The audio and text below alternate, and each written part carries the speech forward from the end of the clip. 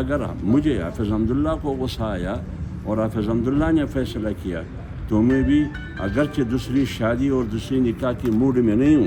وہی ایک کافی ہے، لیکن اگر غصہ آیا قانون توڑنا تو میں بھی 16 سالہ لڑکی سے شادی کروں گا۔ ہمیشہ اس قسم کی قوانین کون لاتے ہیں، اس کی بیک پر اس کے پس منظر میں کون ہوتے ہیں؟ یہ سب کے سب وہ انٹیاں ہیں، کسی کا شوہر نہیں ہے، کوئی مطلقہ ہے، کوئی پتہ نہیں کیا ہے، اس قسم کی خواتین ہیں ادب کے ساتھ۔ تو لہٰذا میرے خیال میں آپ ابھی بھی میں کہیں بیٹھ کے آیا ہوں، امریکہ سے نیو یارک سے ایک بندہ آیا تھا، وہ اعتراض کر رہا تھا کہ یہ کس قسم کی قانون بن رہی ہے پاکستان میں، یہ تو امریکہ میں اس قسم کی قانون نہیں ہے جو آپ لوگ بنا رہے ہیں۔ خاص کر وہ بات کر رہے تھے 18 سال سے کم عمر شادی پر پابندی کہ میرے خیال میں جو قانون پاس کیا گیا ہے تشدد، خواتین پر تشدد کے حوالے سے، جس کا بنیادی مقصد یہ ہے کہ خواتین کو سیف رکھنا اور محفوظ رکھنا، ہر قسم کی تشدد سے دور رکھنا، جو قانون بنایا گیا ہے اس کا مطلب یہ ہے کہ خاتون پر یا بیوی پر تشدد میاں کی طرف سے ہوتا رہا ہے، کیونکہ گر سے دیکھتے ہوئے، غصے کے ساتھ دیکھتے ہوئے اور دوسری شادی کی دھمکی، یہ مذاق ہے، یہ پوری خاندان کے ساتھ مذاق ہے، پوری گھریلو زندگی کے ساتھ مذاق ہے، اور میاں بیوی کا جو رشتہ ہے اس رشتے کی توڑنے کا ایک بنیاد رکھا گیا ہے۔ تو میرے خیال میں اگر آپ اسلامی اصول اگر پڑھیے، قرآن میں بہت واضح ہے، 3 اصول انہوں نے رکھے ہیں، ان میں کہیں بھی گرنے کا ذکر نہیں ہے۔ اگر وہاں ذکر ہے تو یا تو یہ ہے کہ گفت و شنید کے ذریعے اس کی اصلاح کی کوشش کرے، اپنی اہلیہ کی، اپنی وائف کی، یا جو بھی ہو، یا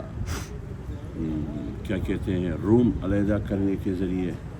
جو آپ کا بیڈ روم ہے، مشترکہ بیڈ روم، اس کو علیحدہ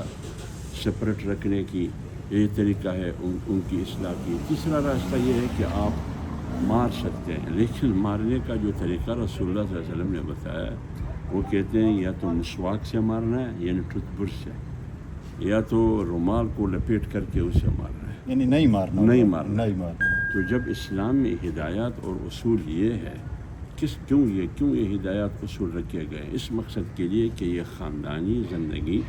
گھریلو زندگی ایک نازک زندگی ہے، اس زندگی میں جتنا بھی آپ جوڑ رکھ سکتے ہیں اس میں جوڑ رکھیں۔ لہٰذا یہ جو قانون لایا گیا ہے یہ قطعاً قرآن اور سنت کے بھی خلاف ہے، یہ انسانیت کے بھی خلاف ہے۔ جو نکاح کی صورت میں ایک عمرانی معاہدہ ہے، معمولی حرکت کی وجہ سے اس عمرانی معاہدے میں دراڑ پیدا کرنے کی ایک بہت بڑی سازش ہے۔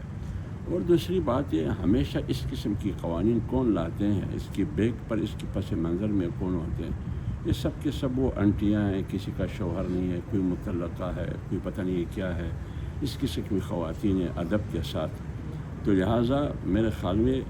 آپ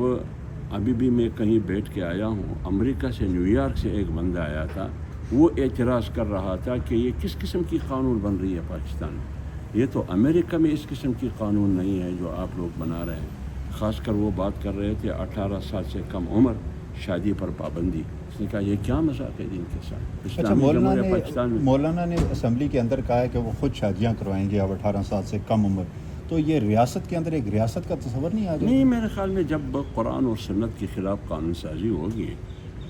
یہ تو آئین کے خلاف بھی ہے، کیونکہ آئین میں یہ ہے کہ آپ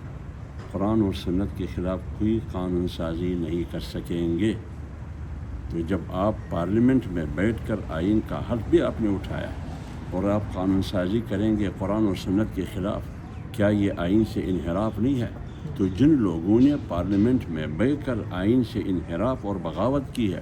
ان پر تو آرٹیکل 6 لگنا چاہیے۔ مولانا صاحب جو کچھ کر رہے ہیں وہ تو آئین کے مطابق کر رہے ہیں، کیونکہ آئین قرآن اور سنت کی بات کر رہا ہے، مولانا صاحب بھی قرآن اور سنت کی بات کر رہا ہے۔ میں تو مولانا صاحب کو یہ تجویز دے رہا ہوں، ابھی وہ گئے ساؤتھ افریقہ،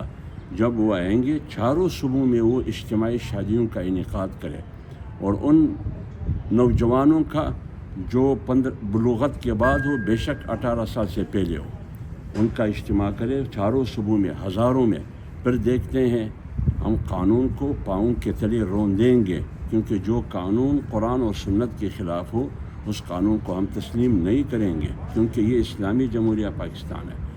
میں نے یہ بھی ساتھ کہا کہ اگر مجھے حافظ حمداللہ کو غصہ آیا اور حافظ حمداللہ نے فیصلہ کیا تو میں بھی اگرچہ دوسری شادی اور دوسری نکاح کی موڈ میں نہیں ہوں، وہی ایک کافی ہے، لیکن اگر غصہ آیا قانون توڑنا تو میں بھی 16 سالہ لڑکی سے شادی کروں گا۔ کہ میرے خیال میں جو قانون پاس کیا گیا ہے تشدد، خواتین پر تشدد کے حوالے سے، جس کا بنیادی مقصد یہ ہے کہ خواتین کو سیف رکھنا اور محفوظ رکھنا، ہر قسم کی تشدد سے دور رکھنا، جو قانون بنایا گیا ہے اس کا مطلب یہ ہے کہ خاتون پر یا بیوی پر تشدد میاں کی طرف سے ہوتا رہا ہے، کیونکہ گر سے دیکھتے ہوئے، غصے کے ساتھ دیکھتے ہوئے اور دوسری شادی کی دھمکی، یہ مذاق ہے، یہ پوری خاندان کے ساتھ مذاق ہے، پوری گھریلو زندگی کے ساتھ مذاق ہے، اور میاں بیوی کا جو رشتہ ہے اس رشتے کی توڑنے کا ایک بنیاد رکھا گیا ہے۔ تو میرے خیال میں اگر آپ اسلامی اصول اگر پڑھیے، قرآن میں بہت واضح ہے، 3 اصول انہوں نے رکھے ہیں، ان میں کہیں بھی گرنے کا ذکر نہیں ہے۔ اگر وہاں ذکر ہے تو یا تو یہ ہے کہ گفت و شنید کے ذریعے اس کی اصلاح کی کوشش کرے، اپنی اہلیہ کی، اپنی وائف کی، یا جو بھی ہو، یا کیا کہتے ہیں روم علیحدہ کرنے کے ذریعے، جو آپ کا بیڈ روم ہے، مشترکہ بیڈ روم، اس کو علیحدہ سپریٹ رکھنے کی یہ طریقہ ہے ان کی اصلاح کی۔ تیسرا راستہ یہ ہے کہ آپ مار سکتے ہیں، لیکن مارنے کا جو طریقہ رسول اللہ صلی اللہ علیہ وسلم نے بتایا ہے وہ کہتے ہیں یا تو مسواک سے مارنا ہے، یعنی ٹوتھ برش سے، یا تو رومال کو لپیٹ کر کے اسے مارنا ہے، یعنی نہیں مارنا۔ تو جب اسلام میں ہدایات اور اصول یہ ہے، کیوں یہ ہدایات اصول رکھے گئے؟ اس مقصد کے لیے کہ یہ خاندانی زندگی، گھریلو زندگی ایک نازک زندگی ہے، اس زندگی میں جتنا بھی آپ جوڑ رکھ سکتے ہیں اس میں جوڑ رکھیں۔